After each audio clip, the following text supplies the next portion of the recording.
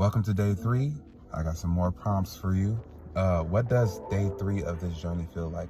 It feels good. I feel great. Look how beautiful this neighborhood is. You know, I feel so great. Next prompt is, what is shifting intentionally now that I'm on the road? Trusting myself.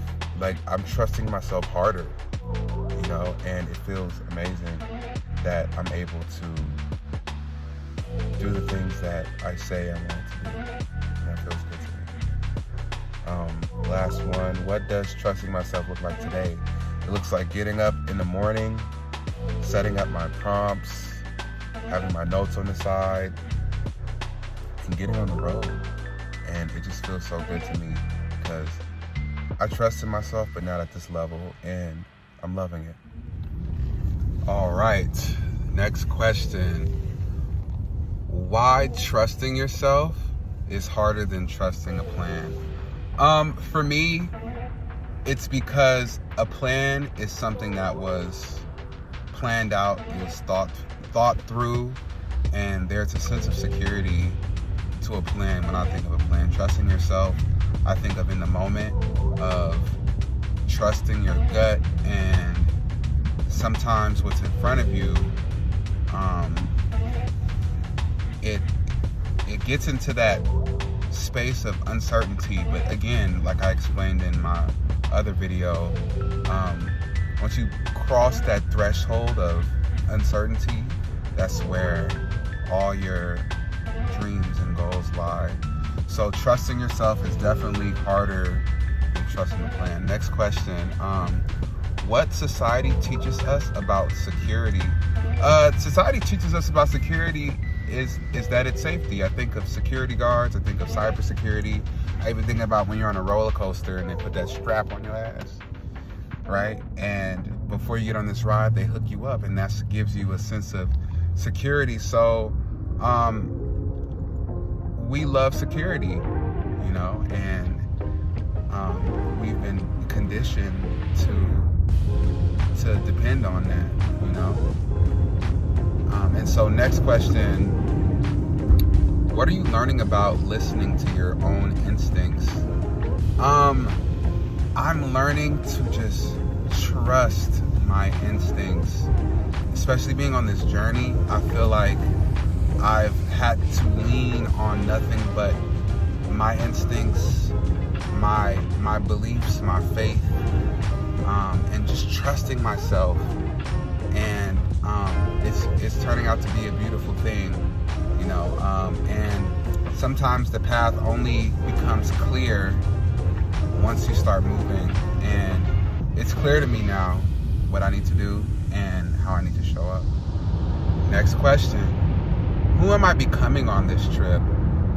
I am becoming a man of purpose. I'm becoming a man that trusts himself and that trusts his instincts, and I'm proud of that. Next question. What part of my old life am I leaving behind? I'm leaving behind high-ass rent, high-ass prices, high-ass gas prices. But more importantly, I'm leaving behind a stressful environment, doubt, insecurities, and finding a better environment for myself, finding a better quality of life, you know, and I'm proud of that. Third question, what type of man do I want to be when I arrive in Charlotte? I want to be a man, when I step outside, a man that's filled with purpose, that's filled with drive, and a man filled with determination. You know, I feel good about this trip. It just feels right in my gut, and I'm gonna lean on that, you know, and I'm actually really proud of myself. So yeah. Whoa. Yeah. Oh, yeah.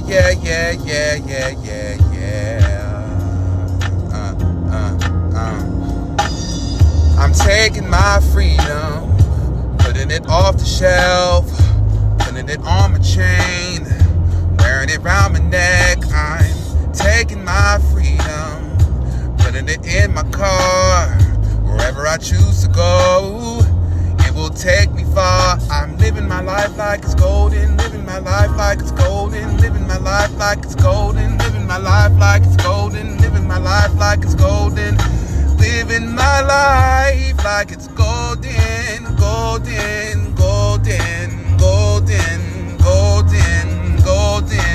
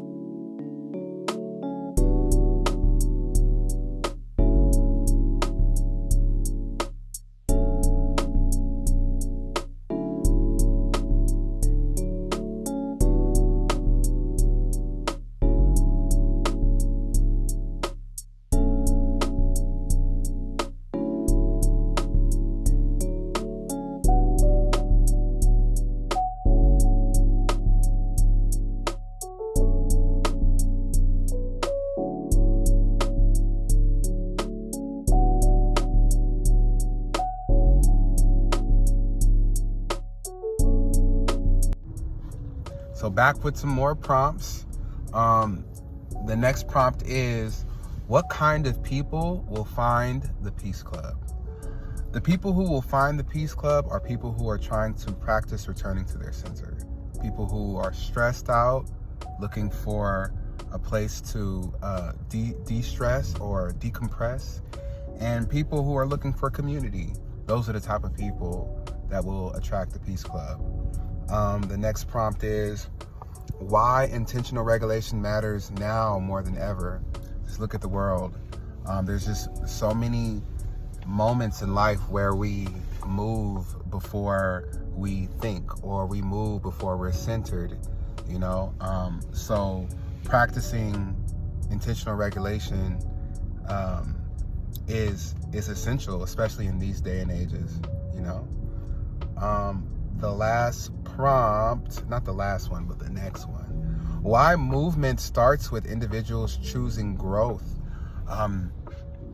Movement, that's a very good question, but it starts because nothing stagnant grows. You know, everything that grows is intentional.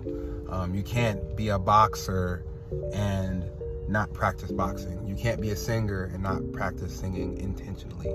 You can't do anything without doing it intentionally. So why not do it with ourselves? Why not do it with our nervous systems? And that's my answer for that prompt. So gratitude for the journey, appreciation for those who are watching, and if you feel aligned to building something rooted in peace and intentional regulation, comment architect below or DM me architect and I'll get back to you personally. If you're enjoying this journey so far, then please make sure you subscribe, because I'm documenting what it looks like to start over in a new city, building a whole new life from scratch right here in Charlotte. See you in the next video.